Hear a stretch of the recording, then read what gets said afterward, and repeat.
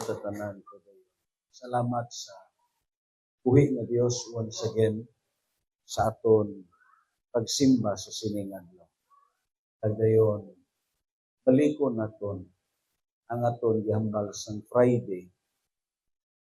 Una aton acknowledge ang Dios bisan pa man sa mga milagro nga gihimo niya. Hallelujah. Una, aton gipasalamatan ng Ginoo sa buhi nila ni Hadasa kaniya. Salamat sa Diyos. Sabi nyo lang mo nang aton gisulti, siyado kabilidohon sa kabuhi. Kadayon, the second things nga aton ginalift up ang ngalan sa Diyos, ang Thanksgiving nila ni Clint Cagminin. Kalapakan na po natin.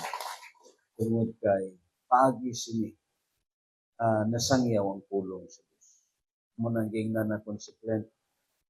Actually, kung imo basahon ang Biblia, ang blessings na to may divine assignments. Hindi na kay para lang pagkumkum, hindi lang kay para sa personal nimo, kundi ang blessings has a divine assignment. Kag amo ni ang purpose sa Dios nganong nga gi-bless niya ang tao. Aron nga gamiton kini nga matuman ang kabubuton sa Dios. Muna nga madamo sa mga tao, labi na kung kaisa sa kabuhi sa Kristohanon, ang panalangin nga ara sa iya, wala nagamit, agud nga matuman ang kabubuton sa Diyos. Although nakagasto ka, pero hindi ni mabayluhan sa mga kalag nga nakapamati sa pulong sa Diyos. Amen. Kadayon, ikatatlo na to nga pasalamatan, ang kawayan, nahakot na, kadayon nahawanan. Munang kaayo sa Diyos. Salamat sa mga grupo na nagdagyaw, kag salamat bisan pa man ang kusog nga gihatag sa ila sa Diyos. Kag ini siya continue na nato ni nga project hangtod nga hindi pa mahuman kini nga tuig, maplastar naton ang aton reception place. Amen. Kag salamat sa Ginoo. And this time aton padayonon ang aton teksto sa Psalms 37 in verse 34 sa International Standard Versions, kadayon ang Job sa chapter 14 in verse 14. Tungod kay ang aton topic nga gitun-an as a second Sunday sa sini nga pagtuon. Ang aton topic is waiting. It is almost a loose art because there are many possible things happen and many changes will come. Ang 37 sa 34 nagaingon, wait on the Lord, keep faithful to His way. Amen. Wait on the Lord, keep faithful to His way, and He will exalt you to possess the land, and you will see the wicked cut off.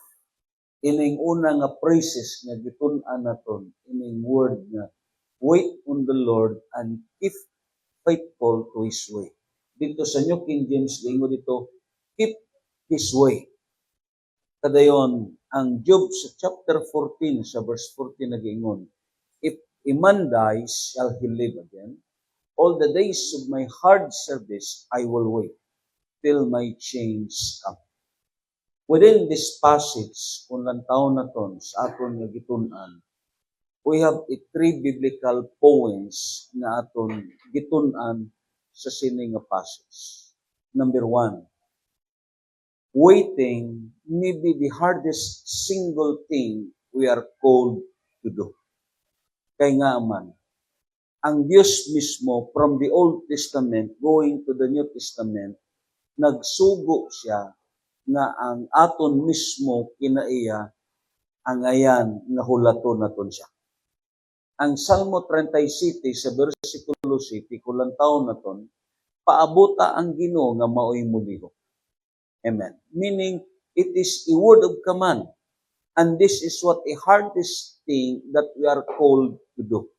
Nagpasabot, anuman ang imo unspoken or something, anuman ang imo desire, kag anuman ang imo prayer request, anuman ang handom nimo sa imo kabuhi, ang Biblia gisugo ka nga paabuta ang Dios nga mao'y mulihok.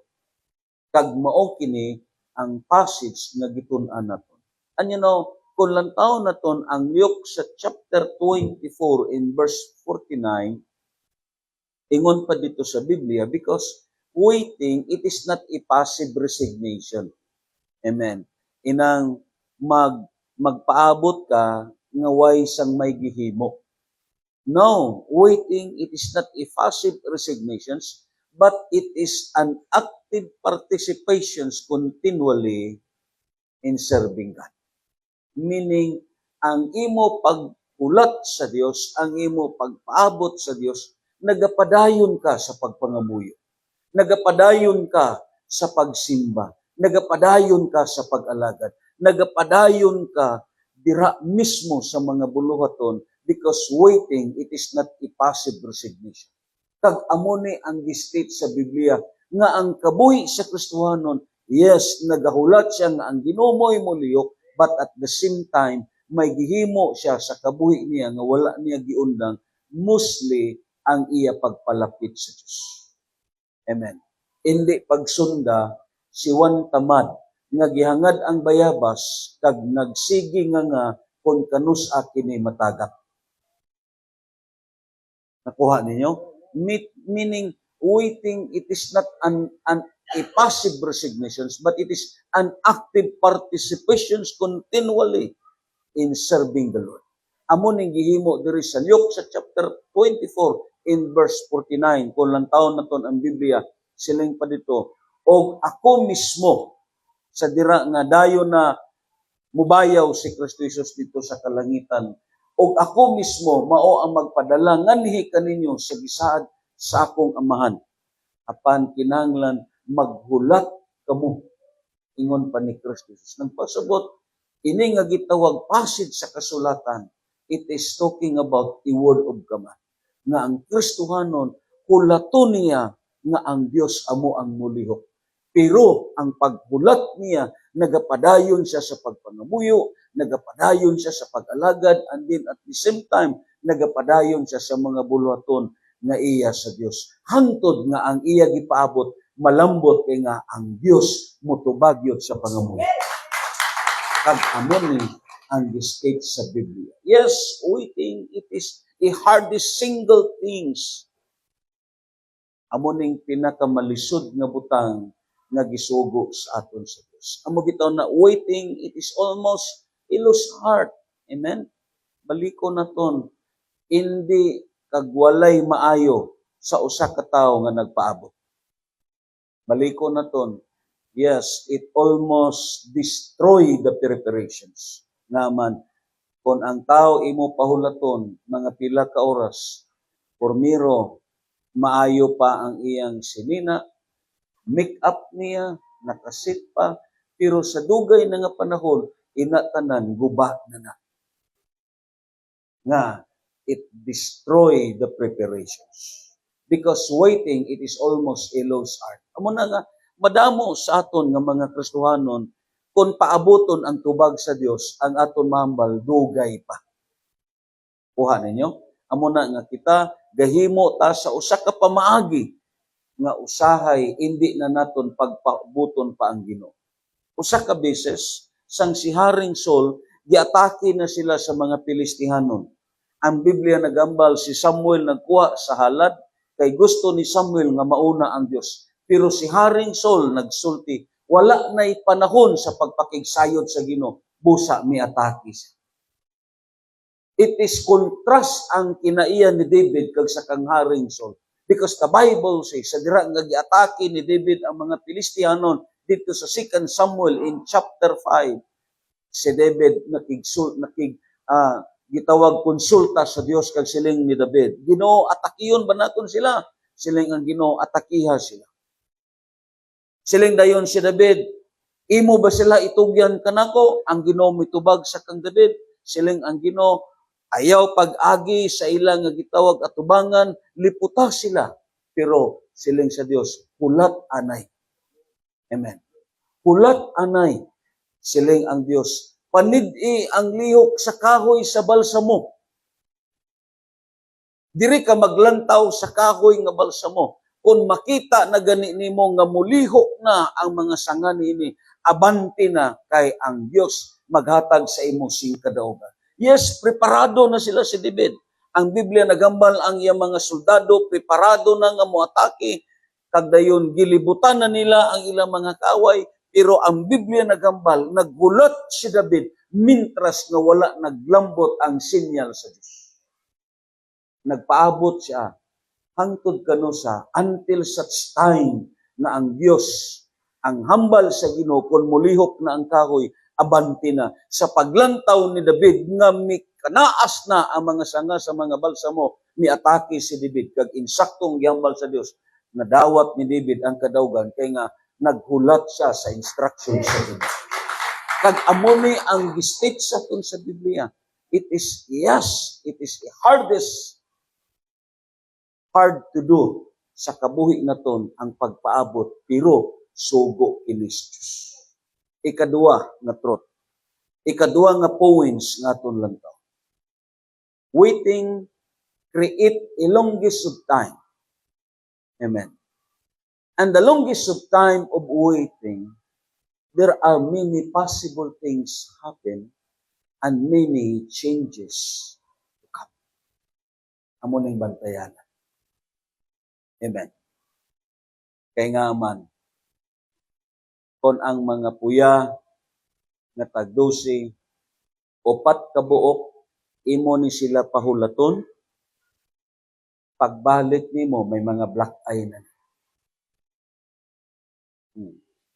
Ang mga bata, kung imo ni pahulaton, pagbalik sini, may mga nangapian na. And this is what is second points nga lantaw na to. Ang Biblia nagambal, lantaw na to ang aton gitawag examples sa Matthew 25 in verse 1 pakadto sa verse 13.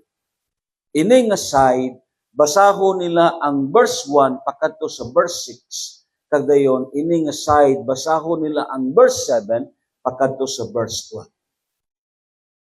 Pag ihap na kon 1 to 3, mo start ang sa akon tuon. Pag pagkahuman sang tuon akon, musugod pud ang sa wala. Kaya nga, agod nga kita may participation samtang nga kita nagapamati. 1, 2, 3. Amo ng Kristohanon. Ang gisugo, pasubrahan. Ang instruction, ibanan. Nga gitunga nato ni sa duwa. Kaya ang pulo, gitunga man ni Jesus. Amen. So, ining parables of the 10 virgins. Amen. Amo ning usa sa mga pinakamatahong nga examples naton sa sining ikaduha nga points nga lantaw nato. Because waiting, there are so many possible things happen and many changes come. Nga, ang starting point sa kung basahon naton ining napulo kadalaga, ang starting point sa ilang gihimo ara ang excitement. Ara masiling naton, ara ang suga, kompleto. Kadayon at the same time, makita naton diri sa ila kasing-kasing ang excited nga nagpaabot sa pamanhunon. Pero ang Biblia nagambal sa nadugay nga panahon sa pagpaabot. Amen. Amen ba? Ang pamanhunon diri, it is represents to Jesus Christ. Amen. Way ta sang iban nga may gihandom sa kabuhi kundi si Kristo Jesus. Amen ba? Ang Biblia nagambal sa dugay na nga mga panahon o masiling naton higayon na nagpaabot sila, may natabo. Amen. Kag ang natabo amo ni, puro sila tanan nakatulog. Nakuha ninyo? There's so many changes ka. Kag amo na ang usa sa mga punto nga lantaw naton as second points, as the way of waiting. Ang Biblia, kung lantaw na ton, sa notes na ton, ingon pa diriya, waiting create a longest of time of waiting. There are many possible things happen and many changes come. Within the parables of the sowers, or the parable I mean of the 10 virgins, lantaw na ton diri, ining napulo ka mga dalaga, baliko na ton, usa sila sa desire. Usa sila sa gitawag masiling o pagpaabot. Isa ang ila handom, isa ang ila panglantaw. It is almost in one resemblance and desire na makita nila kag manging kauban nila ang pamanhunon. Kag ang Biblia nagambal, puro sila may suga, puro sila may gibit-bit nga suga, kag ang Biblia nagambal, pareha sila tanan nagpaabot sa pamanhunon nga mao si Kristo Jesus. Kag ako nagtuo, ini nga gitawag passage sa kasulatan, ang reflection sini ari sa aton nga mga Kristiyano. Ang Biblia nagambal, according to this parable, the 10 virgins are all waiting for the bridegroom, but the bridegroom was delayed. Amen. Kag ini nga gitawag passage sa kasulatan, amo po ning gistit dito ni Apostol Pedro sa 2 Peter chapter 3 sa verse 4 kay nga sa ila gali nga panahon madamo nga mga Kristiyano na ang nagsulti nga mobalik na si Kristo Jesus pero wala gyapon mobalik, nalabay na lang ang 2,000 anyos kapin, still ang Biblia yes nagsaad nga mobalik pero sa gihapon wala mobalik. Kag tungod sini madagan sa mga Kristohanon ang nakabsan sa pailog kag dayon nagbalik na lang sa ila kaugalingon nga gitawag pagkabuhi hangtod nga nalimot sila nga ang ilang kinabuhi gitawag sa Dios. Amo ning gistit dito sa 2 Peter in chapter 3 verse 4 sa pagingon, dili ba misaad man siya nga mobalik? Ay naman siya. Amen. Nangamatay na lang ang amon ginikanan, siling panila. Nangamatay na lang ang amon mga ginikanan, apan mao gihapon ang kahimtang sa kalibutan. Murag kini nga mga tao, murag na discouraged na sila, naabot sa punto sa ila kinabuhi, nga wala na nila gituan ang pulong sa Dios. Kay ang saad sa pulong sa Dios, mobalik siya. Amen? Ang Biblia nagambalhay naman siya. Amora man gihapon ang kalibutan. May ulan, may init. Amora man gihapon ang sitwasyon. Nangamatay na lang ang amon mga katigulangan. O, nangagnas na ganing iban. Pero amora man gihapon. Kana. Meaning, sa sini nga mga tao, may natabo na sa ila kabuhi. Pero way sila kahibalo nga ang sumpay dito sa verse 8 kag 9, amo ning sumpay ni Apostol Pedro, apan mga hinigugma, ayaw ninyo hikalimti nga sa Ginoo ang usa ka adlaw sama sa usa ka libo ka tuig. Ang usa ka libo ka tuig sama lamang sa usa ka adlaw sa Ginoo. Mabito na nga baliko na ton, imo makita sa dispensations of time from Adam to Noah, it is almost 2,000 years ang edad sa kalibutan. From Noah going to Jesus Christ, it is almost 2,000 years again. From Jesus Christ going to the presence, it is another 2,000 years naman. Kung imo i-count sa biblical nga dispensations of time, meaning ang edad sa kalibutan, it is almost 6,000 years. Sa natulog ang 5 kabuang-buang, natulog po siya. Amen. Munang sasabutan nga aton tunan sa next na ito na pagtuon tungod kay gusto sa Dios na mapakita sa imong kabuhi that you are a wise person. You are a believer. Hallelujah. Yes, Lord, nagpasalamat kami sa mga mensahe. Magapamalandong kami, Ginoo, sa sini nga mga mensahe. Nagabay pa na samon kadugayon sa pag-alaga at pagserbisyo sa iyo. Makita, O Dios, ang kabuhi nga matinud-ano Kabuhi nga consistent. Kabuhi Dios nga dili mapulan. Kag kabuhi o Dios nga nagtubo sa pag-alagad, lipon, naglabaw sa tanan, mangin gabitunon nimo sa imong. Gabay ka o Dios na sa magkadugay kami, makita o Dios na kami Ginoo, instrumento na agod sa pagdasig, agod sa pagpangkapit, gabaw sa tanan, instrumento na kami, hallelujah, na usa sa mga gabitunon nimo sa imong pagkasa. Kung tangi kami consistent in spirit, tangi kami o Dios patience na sa dagan, sa panahon, magpaibubod kami, at maging consistent kami, at may stability kami antod na maabot ka sa kabuhian. Padamong nga mensahe na imo Diyos kapalambot sa amin. Padamong nga mensahe o Diyos, hallelujah, ang imo ipaabot sa amin. But right now, sa sining nga mensahe, tuloy kami na mag-mature kami. Naghantong kami sa aming pagkakala. Sa amin. Atong simahon. Hallelujah.